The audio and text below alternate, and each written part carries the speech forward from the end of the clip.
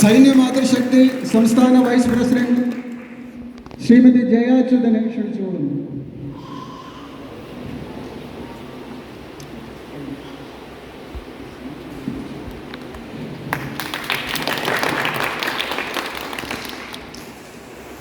സുരേഷ് ഗോപിജിയുടെ ഒരു അഭ്യർത്ഥനയുണ്ട്.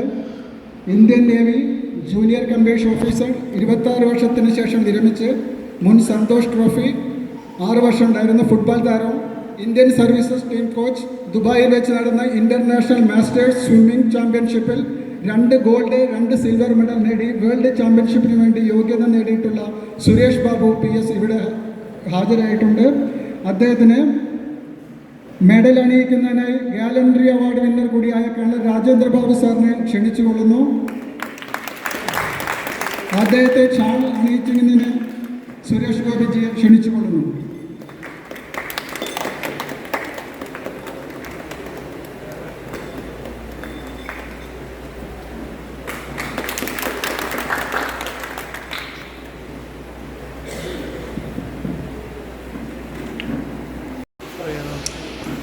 നമസ്കാരം.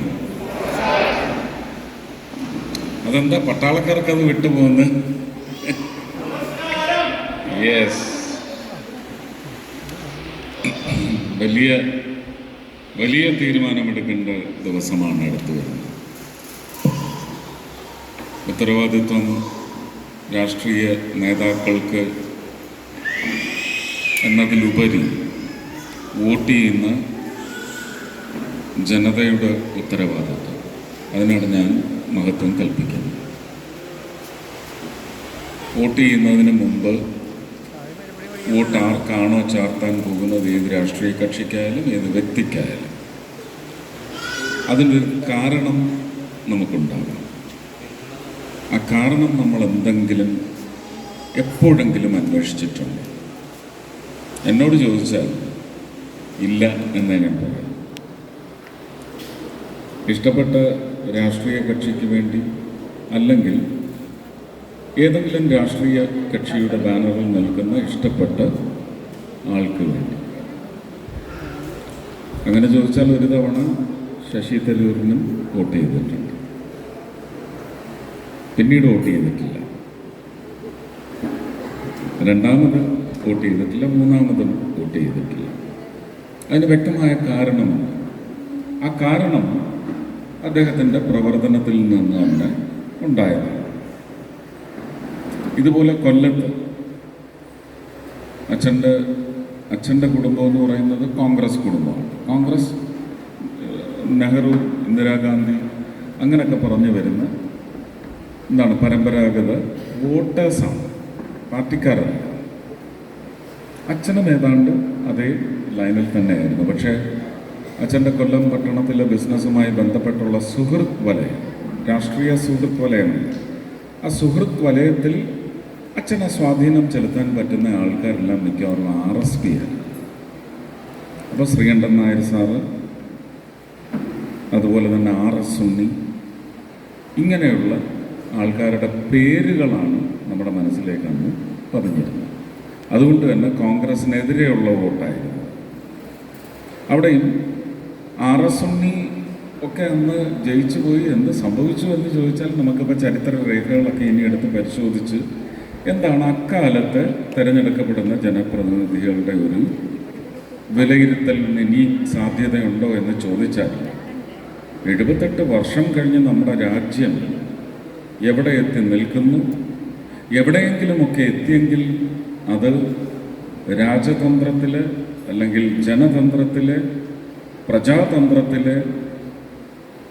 മാറ്റുരച്ചു നോക്കുമ്പോൾ കാണുന്ന മഹത്വങ്ങളുടെ മിടുക്കുകൊണ്ടാണ് എന്ന് പോലും നമ്മൾ അന്വേഷിച്ച് കണ്ടെത്തിപ്പോകും. ഉണ്ടായിട്ടുള്ള മാറ്റങ്ങൾ നമ്മളെ സ്വാധീനിക്കുന്നതാണ്. അതൊന്നും നമുക്കും നമ്മുടെ സംസ്ഥാനത്ത് ഇത് മറ്റ് സംസ്ഥാനങ്ങളിൽ എന്ന് പറഞ്ഞ് താരതമ്യം വേണ്ട. അതിനകത്ത് കുറച്ചൊക്കെ ഫേവറിറ്റിസം ഉണ്ടാവില്ല എന്നൊന്നും ഞാൻ പറയുന്നില്ല.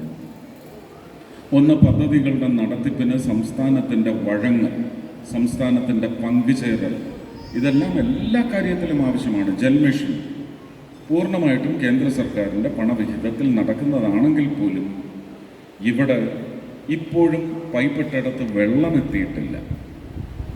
അതാരുടെ പിടിപ്പിക്കുകയാണ്? നമുക്ക് ദൈവം തന്ന ജലസ്രോതസ്സുകൾ പലതും വഴിമുടക്കി പകുതിക്ക് മുറിച്ച് അതിൻ്റെ തുടർച്ചയില്ലാതെ നമ്മുടെ വാട്ടർ ടേബിൾസ് എല്ലാം ഡിപ്ലീറ്റഡ് ആവുന്ന അല്ലെങ്കിൽ ഡ്രൈ ആയി പോകുന്ന ഡേഞ്ചറസ് സിറ്റുവേഷൻ ഇവിടെ വളരുന്നുണ്ട്. ഇപ്പോൾ തൃശ്ശൂർ റൗണ്ടിൻ്റെ ഒരു 6 കിലോമീറ്റർ റേഡിയസിൽ, റൗണ്ടിൽ നിന്ന് 6 കിലോമീറ്റർ റേഡിയസിൽ ഒരു വാട്ടർ ടേബിൾ സ്റ്റഡി നടത്തിയാൽ dangerous depletion of water bodies, ഇത് സത്യമാണ്. അതിനെ ഓവർകം ചെയ്ത് നമുക്ക് നമ്മുടെ പച്ചപ്പിൻ്റെ തണുപ്പ് മാത്രമല്ല, മണ്ണിലേക്ക് അടിച്ചേൽപ്പിക്കപ്പെടുന്ന ചൂടിന് കൗണ്ടർ ചെയ്യാനുള്ള വാട്ടർ ടേബിളിൻ്റെ പ്രസൻസ് എങ്ങനെയാണ് തിരിച്ച് റിജുവനേറ്റ് ചെയ്യാൻ പറ്റുന്ന മെത്തഡോളജീസ് എന്തൊക്കെയാണ്? Drainage is one innovatable module which should be put in place.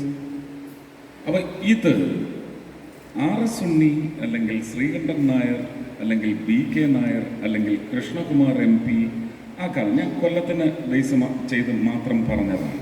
ഇവിടെ ചോദിച്ചാൽ AC ജോസും ഒരു തവണ ജയിച്ചിട്ടുണ്ടല്ലേ, MP ആയിട്ടില്ലേ? ഇവരുടെ എല്ലാം പേരുകൾ ഞാൻ പറയുമ്പോൾ ശ്രദ്ധിക്കേണ്ടത്, കേന്ദ്രത്തിൽ അന്ന് നരേന്ദ്രമോദിയെ പോലെ തന്നെ നട്ടലുള്ള ഒരു വനിത ഉണ്ടായിരുന്നു. രാജ്യത്തെ രാജ്യമായി കാണുകയും യൂണിയൻ ഓഫ് സ്റ്റേറ്റ്സ് ആയിട്ട് അംഗീകരിക്കാത്ത നട്ടലുള്ള ഒരു നിർവഹണത്തിൻ്റെ പാരമ്യതയിൽ നിന്നിരുന്ന ഒരു അയൺ ലേഡി ഉണ്ടായിരുന്നു. അയൺ ബട്ടർഫ്ലൈ എന്ന് വേണമെങ്കിൽ വിളിക്കാൻ.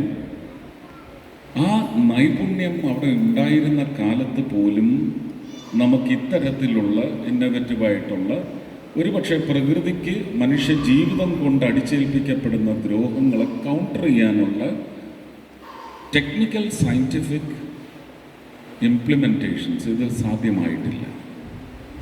മാർക്കറ്റായാലും ഒരു വിസ്ഡം സെൻറ്റർ, അത് തൃശ്ശൂർ ജില്ലയിലായിരിക്കില്ല, അതിനോട് ഒട്ടിക്കിടക്കുന്ന പാലക്കാട് ജില്ല ഷൊർണൂർ ഭാഗത്ത് കവളപ്പാറ ആ പ്രദേശത്തായിരിക്കും, അവിടെയാണ് അത്രയും സ്ഥലമുള്ളത്. അപ്പോൾ ഇങ്ങനെയുള്ള ഇൻസ്റ്റലേഷൻസ് വന്നു കഴിഞ്ഞാൽ അതിനോടനുബന്ധിച്ച് വരുന്ന ഇപ്പോൾ ക്ഷേത്രത്തിലെ ഉപമൂർത്തികളെ പോലെ ഒരുപാട് ഉപസ്ഥാപനങ്ങൾ വരും. ഹോസ്പിറ്റൽ, ചെറിയ ക്ലിനിക്കുകൾ, ചെറിയ ബുട്ടീക്കുകൾ. ഇതൊരു വ്യവസായത്തിൻ്റെ ക്രയവിക്രയത്തിന് സപ്പോർട്ട് ചെയ്യുന്ന ഒരു ഇൻസ്റ്റലേഷൻ വന്നാൽ മതി. ഒരു എയിംസ് വന്നു കഴിഞ്ഞാൽ ആ പട്ടണത്തിലെ 1000 ഏക്കറാണ് ഡെവലപ്ഡ് ആവാൻ പോകുന്നത്. ഇപ്പോൾ അത് ആലപ്പുഴയിലാണ് വരുന്നതെന്ന് വയ്ക്കുക. എയിംസ് ആലപ്പുഴ എങ്ങനെയാണ് അടിച്ചമർത്തപ്പെട്ടത്? കമ്മ്യൂണിസം എന്ന് പറയുന്ന ഒരൊറ്റ നാശയന്ത്രം കൊണ്ടാണ് ആലപ്പുഴ ഇത്രയും താഴേക്ക് ചവിട്ടി താഴ്ത്തപ്പെട്ടത്. ആലപ്പുഴയാണ് കേരളത്തിലെ മഹാബലി, കിഴക്കിൻ്റെ വെനസ് അല്ലേ? വ്യാപാരത്തിൽ ശരിക്കും പറഞ്ഞാൽ സൗത്ത് ഇന്ത്യയിലെ തന്നെ നമ്പർ 1 ഡിസ്ട്രിക്റ്റാണ്. അവിടുന്ന് അവിടെ പോയി ഓരോ സമരങ്ങളും കയറുപോയി അല്ലേ? അപ്പോൾ ഇത് ടൂറിസം എന്ന് പറയുന്നതും അഗ്രി ടൂറിസം എന്ന് പറയുന്നതും ആലപ്പുഴയുടെ മുഖമുദ്രയായി നിൽക്കുന്നു. പക്ഷെ അതിന് ഒരു കാലത്തും അടുത്ത പടി ചവിട്ടാൻ പ്രാപ്തി നേടാൻ സാധിക്കുന്നില്ല. എയിംസ് ആലപ്പുഴയെ ചുറ്റിപ്പറ്റി എവിടെയെങ്കിലുമാണ് വരുന്നതെങ്കിൽ ആലപ്പുഴ കൊച്ചിയുടെ ഒരു സാറ്റലൈറ്റ് സിറ്റിയായി മാറും, സാറ്റലൈറ്റ് ടൗൺ അല്ല.